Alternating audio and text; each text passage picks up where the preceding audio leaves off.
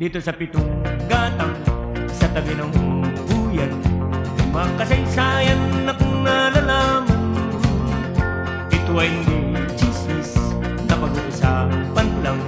Yuriyo, walang labis, walang kulang.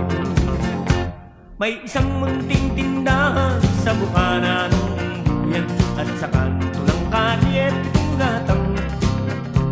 Dito ay nag-uumpukan ang ilang bilyong istambay na walang hanap buhay kundi ganyan.